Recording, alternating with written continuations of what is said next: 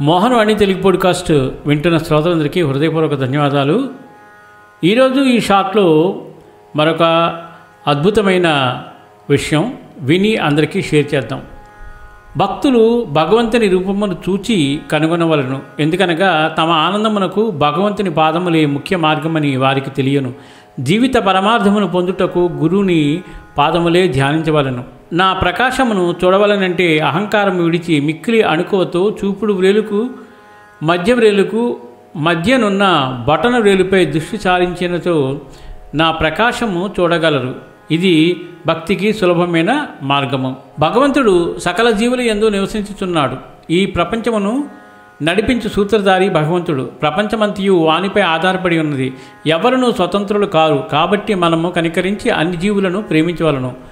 అనవసరమైన కలహములందు చంపుటయందు పాల్గొనక ఓపికతో ఉండవలను. దేవుడు అందరినీ రక్షించువాడు.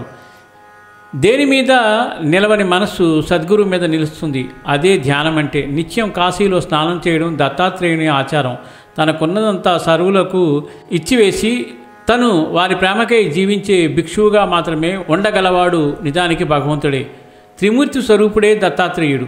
శిథిలమైన మసీదే ఆయనకు రాజభవనము, ధునిలోని విభూతియే ఆయన ధనం, చిరిగి ఉన్న కఫ్నీయే చీనాంబరము, షట్కాయే ఆయన రాజదండము, తల చుట్టూ రుమాలే వారికున్న రత్న కిరీటము, భిక్షగాళ్లే వారి కొలువులోని వారు, ఆయన వద్ద ఎప్పుడూ ఉండే ఇటుక రాయి గోనె పట్టాలే వారికి దిండు పట్టుపరుపులు, ఒకే రేకు డబ్బా కొద్ది మట్టి కొండలే వారికి సర్వపాత్రలు, మసీదు ముంగిటనున్న పెద్ద రాయియే వారి సింహాసనము.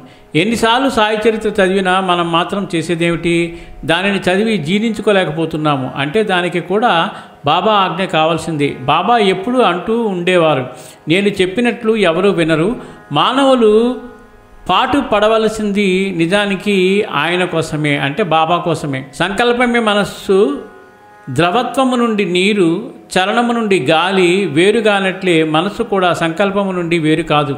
ఒక విషయమై మాటలు ముగించి మరొక విషయమై ప్రారంభించుటకు మధ్యలో మౌన వేళనే చిదావకాశము లేదా చిదాకాశము అందురు.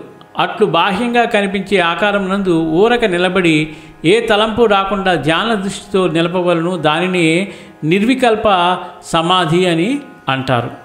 సర్వేజన సుఖినో భవంతు, లోకా సమస్త సుఖినో భవంతు. ధన్యవాదాలు. స్వస్తి.